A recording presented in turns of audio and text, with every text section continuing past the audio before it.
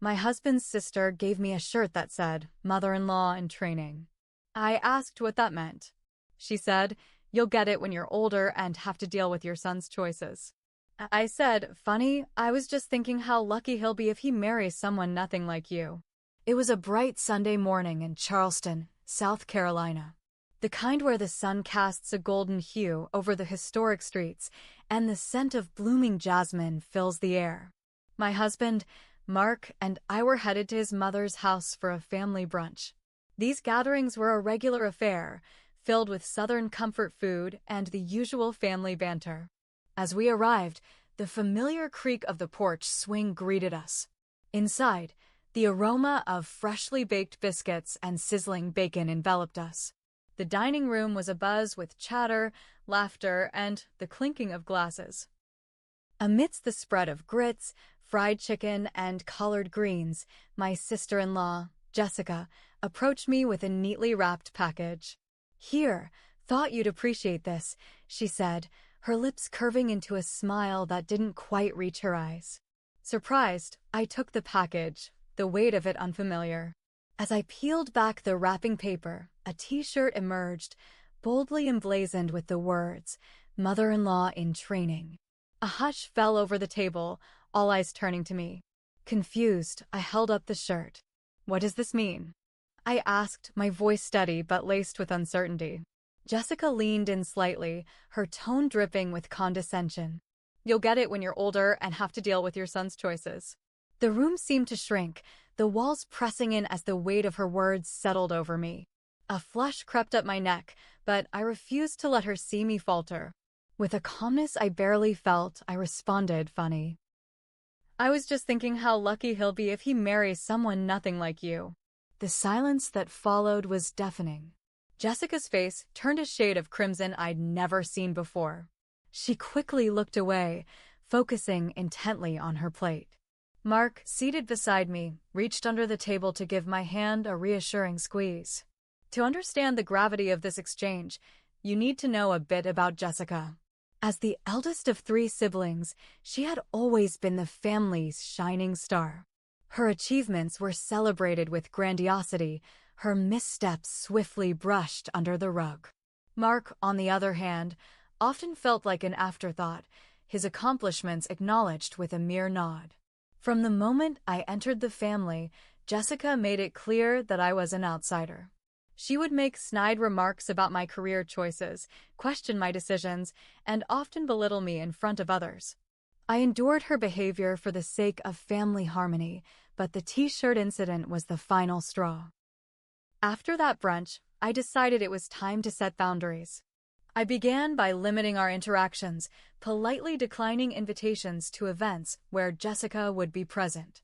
When avoidance wasn't possible, I kept our conversations brief and superficial. Mark noticed the change and confronted me one evening as we prepared dinner. "Is everything okay between you and Jess?" he asked, concern etched on his face. I sighed, setting down the knife I was using to chop vegetables. "Honestly, I'm tired of her constant jabs." The T-shirt was the last straw. He nodded slowly. "I understand. I'll talk to her." "Thank you," I said, grateful for his support. Mark approached Jessica, hoping to mediate the situation. However, Jessica dismissed his concerns, claiming I was being overly sensitive. "She needs to toughen up," Jessica scoffed. "It's just family banter." Realizing that a direct confrontation wouldn't resolve the issue, I decided to take a different approach. I began documenting every instance of Jessica's passive-aggressive behavior, compiling a detailed record. My plan was to present this to the family during our next gathering, shedding light on her consistent pattern of undermining me. The opportunity arose during Thanksgiving dinner. As the family gathered around the table, I cleared my throat, drawing everyone's attention. "I'd like to address something that's been bothering me for a while," I began, my voice steady. "Jessica, I feel that your comments and actions towards me have been consistently hurtful. I've documented several instances to illustrate my point." I proceeded to read from my notes, detailing each incident with dates and direct quotes. The room was silent, the only sound being the occasional clinking of cutlery against plates. Jessica's parents looked shocked, their eyes darting between us. Mark sat beside me, his expression unreadable. Jessica's face contorted with anger. "I can't believe you're attacking me like this," she spat. "You're just trying to turn everyone against me." I shook my head. "I'm simply presenting the facts. I think it's important for everyone to understand the dynamics at play." Her father, a stern man with a commanding presence, cleared his throat. "Jessica, is this true?" She faltered, her bravado slipping. I didn't realize how my words were affecting her. Her mother chimed in. "We raised you better than this, Jessica." "Apologize." Jessica's eyes brimmed with tears as she mumbled an apology. While it lacked sincerity, it was a start. In the following weeks, Jessica's behavior improved marginally. The snide remarks decreased, and she maintained a respectful distance. While our relationship remained strained, I felt a sense of empowerment knowing I had stood up for myself. Family dynamics are complex, and while we can't choose our relatives, we can choose how we respond to their behavior. Setting boundaries and addressing issues head-on can lead to a more harmonious existence, even if it means confronting uncomfortable truths. For a few months after Thanksgiving, things were oddly peaceful. Jessica kept her distance. The family acted like nothing ever happened, which honestly didn't surprise me. This family swept things under the rug so much, I'm surprised there wasn't a mountain under there. Mark and I enjoyed the break from drama. I focused on work, he got a promotion, and we even talked about maybe trying for another baby. Life started to feel good again. But then came Jessica's baby shower. She was pregnant with her second kid, and of course, my in-laws planned a big fancy party at a vineyard in North Carolina.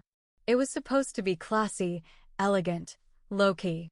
Spoiler alert, it was none of those things. I almost didn't go.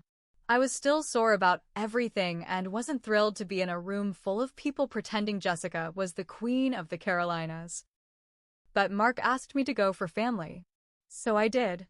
I showed up in a simple floral dress, brought a nice handmade baby quilt, and planned to smile, clap, and leave early. But the moment I walked in, I felt it. That buzz of tension. Jessica greeted me with a tight smile and that fake cheerful voice. "Oh, you came.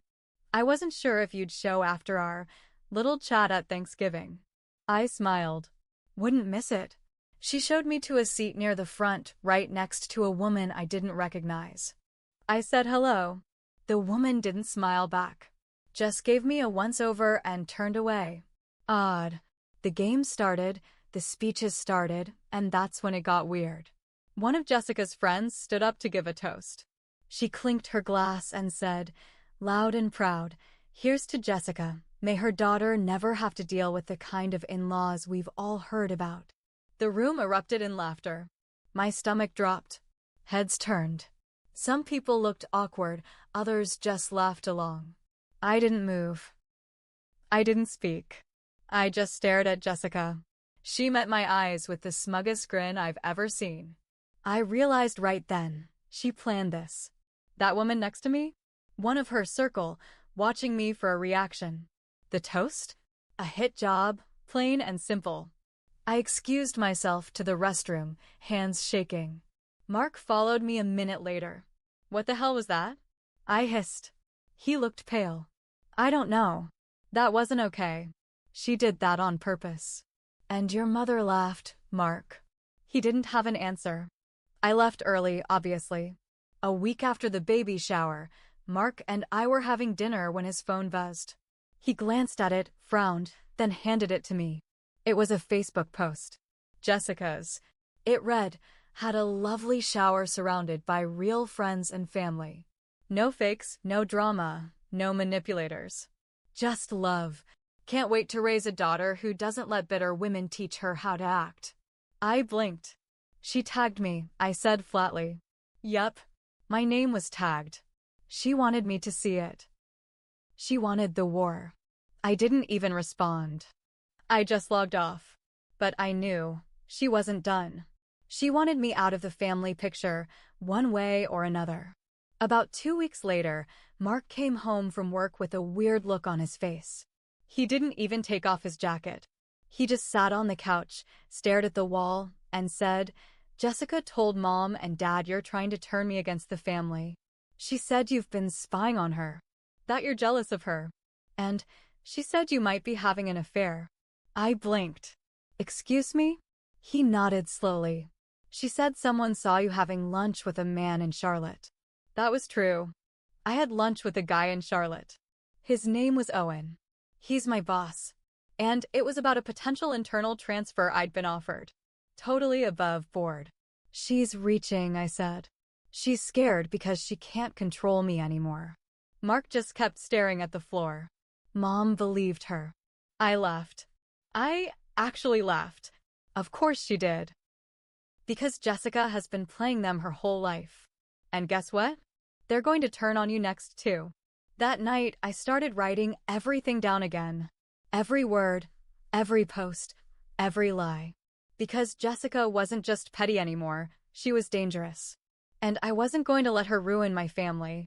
About a week after the affair accusation, Mark's demeanor changed. He was quieter, distant.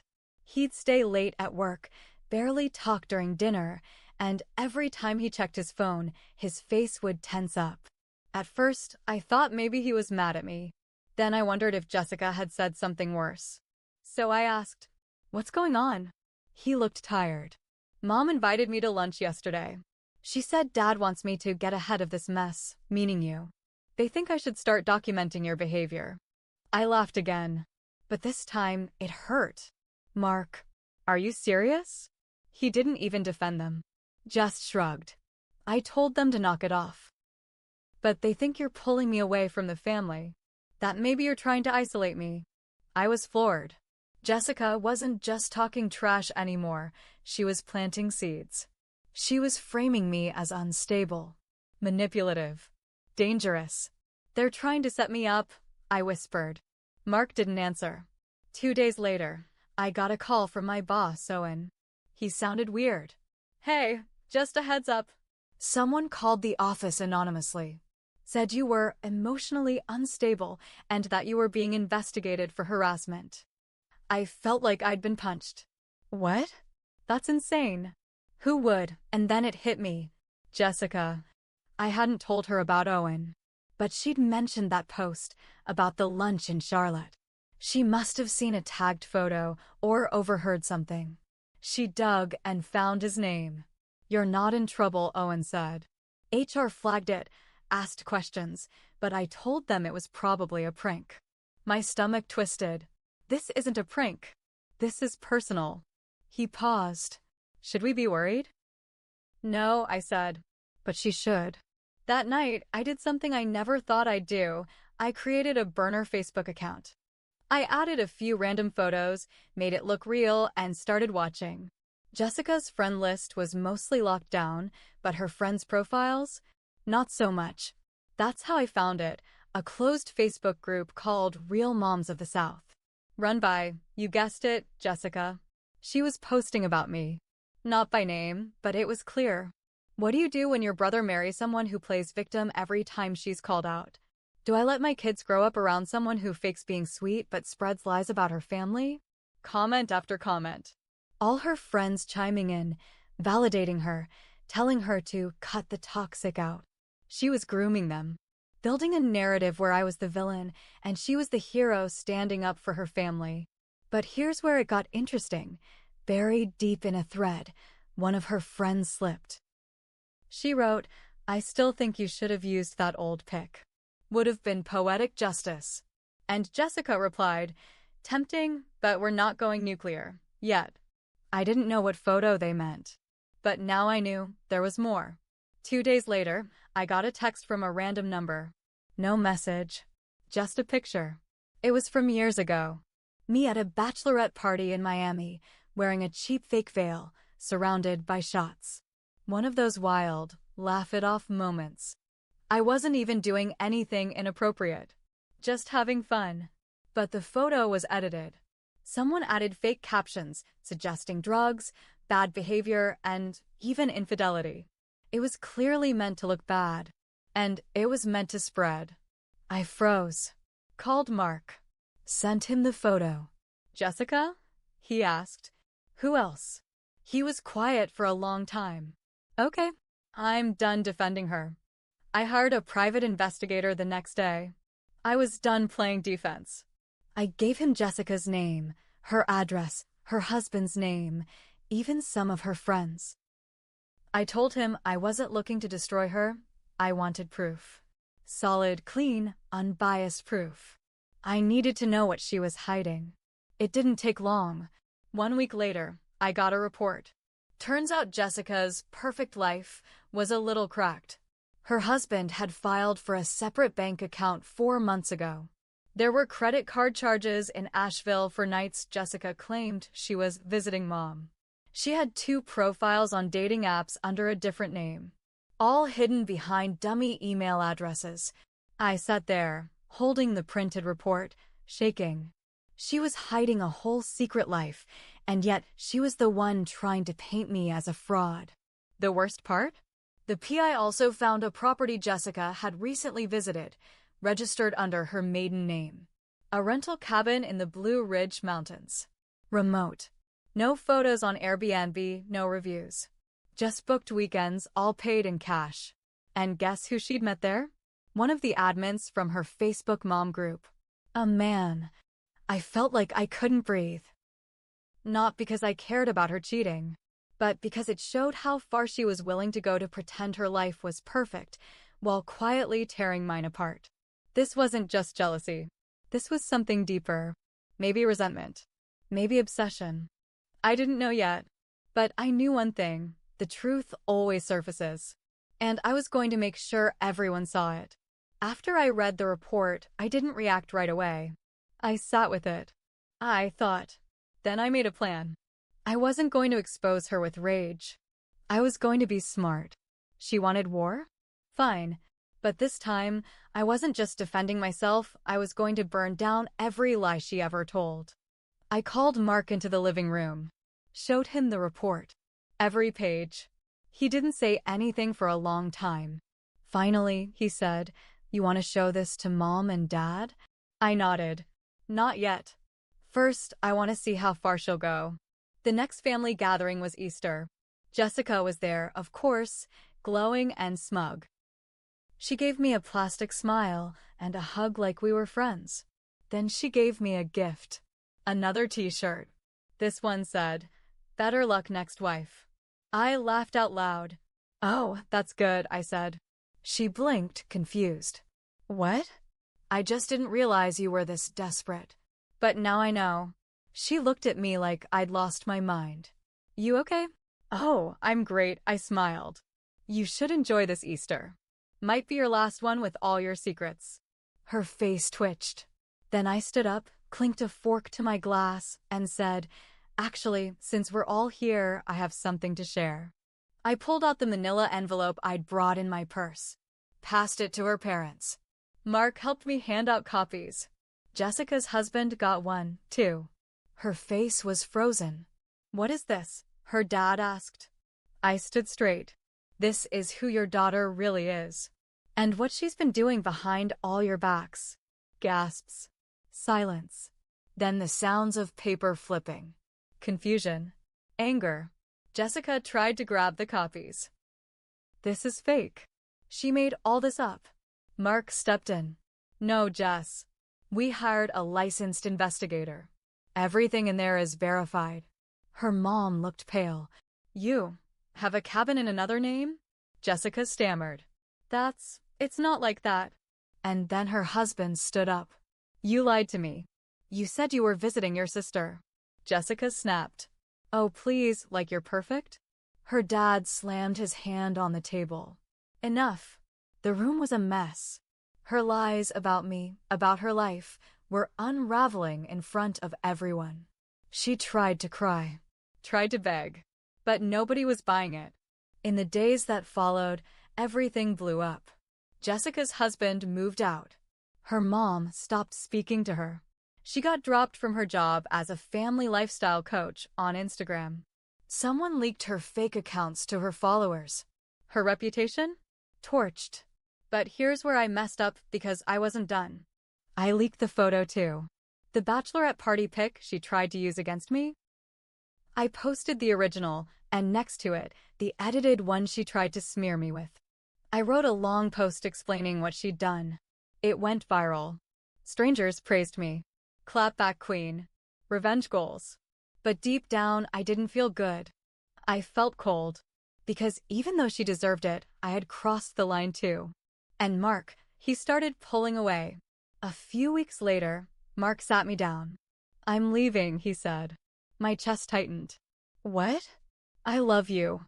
But this whole thing, it's poisoned everything. Our marriage is just revenge and anger now. You're not the same." I tried to argue. "I did it for us. To protect us." He shook his head. "You did it for you. You let it take over." We both did. And just like that, he was gone. Jessica lost her marriage, her image, her circle. I lost mine, too. If I could go back, would I do it again? Yes, but not like that. I let her drag me into the dirt. I let her change me. I thought winning would feel like freedom. But revenge isn't clean. It doesn't come with closure. Sometimes you win the war, but lose everything else. So here I am, sitting in my new apartment, alone, staring at that stupid shirt she gave me, the one that started it all. Mother-in-law in training. Funny, because now I've learned exactly what kind of woman I don't want to be.